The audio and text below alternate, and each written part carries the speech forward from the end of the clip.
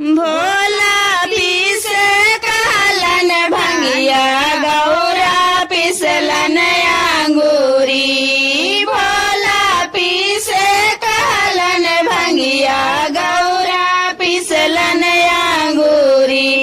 भोला ठोकलन कपार गौरा मिललन पागली।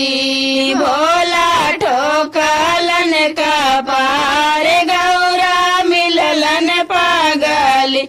हम तो पापा घर के हाली मामी के दुलारी।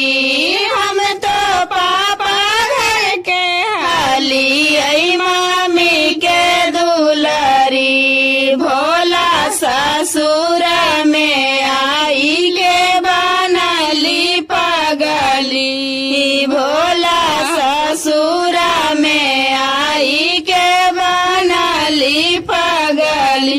भोला पीस कहलन भंगिया गौरा पिसलन अंगूरी।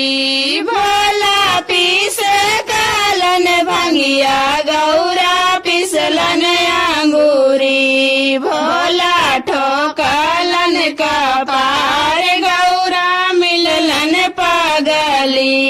भोला ठोकलन कपार गौरा मिललन पागली। हम तो चाचा घर के हाली चाची के दुलारी। हम तो चाचा घर के हाली चाची के दुलारी।